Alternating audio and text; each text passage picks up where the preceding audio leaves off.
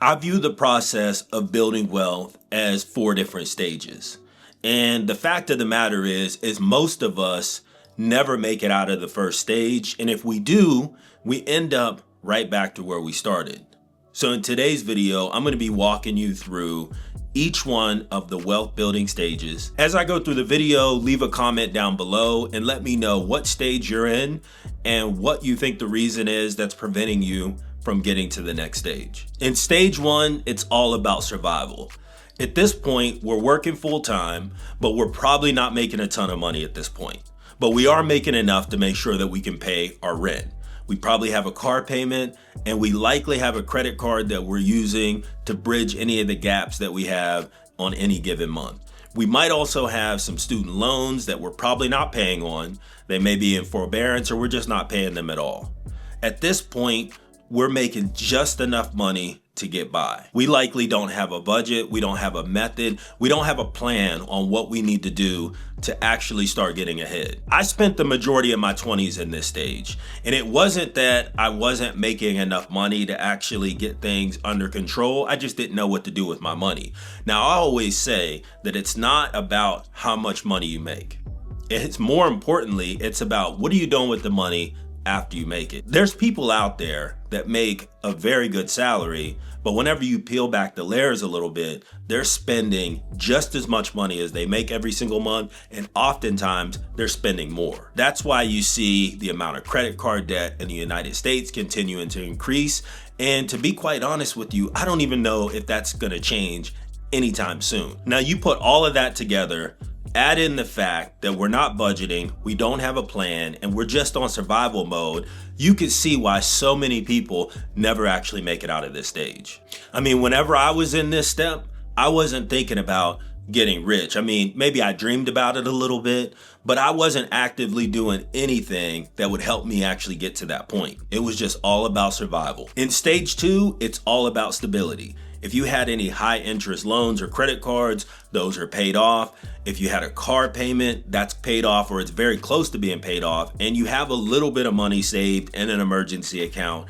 So if and when something arises, you won't need to actually use credit cards or go into debt to pay it off. At this point, you've likely started investing, whether that's in a 401k, and you may even have a personal brokerage account that you're putting money in every single month. At this point in stage 2, this is where so many people start to plateau. I mean, you made it out of stage 1, now you're in stage 2, so you're starting to feel a little bit comfortable. You don't have a lot of just debt just hanging out there that's draining your paycheck every time you get paid.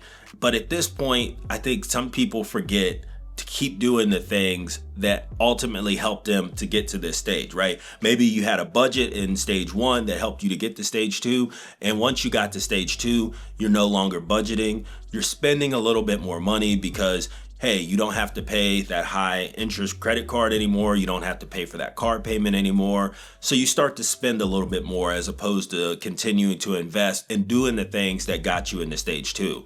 And then ultimately what happens, and this happened to me, is you go back into debt, which pushes you right back into stage 1. Now that happened to me so many times as I was actually starting to learn how to build wealth. I would get out of stage 1, I would get into stage 2, and then I would buy a new car, or I would start to use my credit card again. Even though I didn't have a lot of credit card debt that I carried month to month, but it was still draining how much money that I was able to use to invest in things that would actually go in value in the future. I mean, think about it like this. How many times have you paid something off and you felt good at that point in time, right? And it could be a car that you paid off.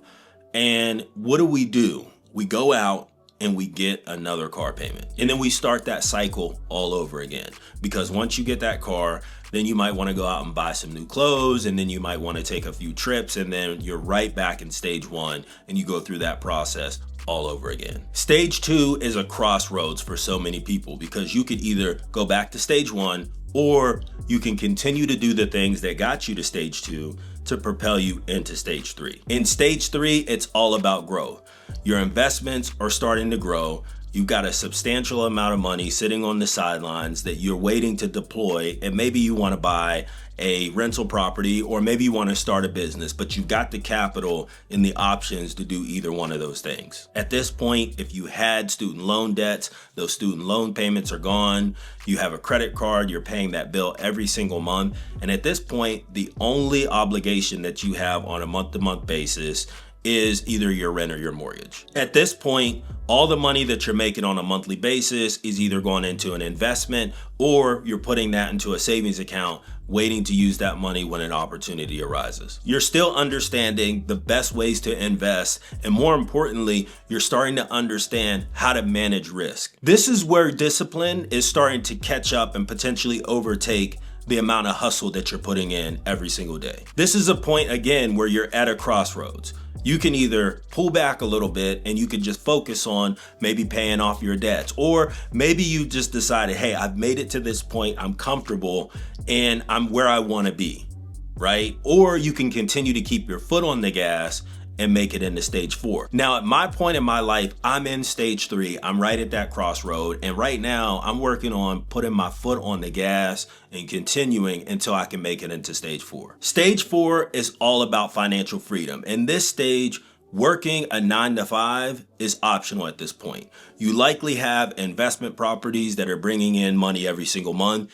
You also have investments in the stock market, and your business or businesses are generating income every single month. And on top of that, you have the ability to start being more generous with your time and money. See, if we make it to this stage, it not only changes our lives, it gives us the ability to change the lives of others, like family, friends, and just giving back to your community in general. Now, in my opinion, whenever you make it into stage 4, I don't think that there's an actual number or a target that you're trying to hit, whether that's 5 million, 10 million, 20 million, whatever it may be. At that point, it's really all about being able to do what you want to do when you want to do it. It takes a lot of planning, effort, and determination to go from stage 1 all the way through stage 4.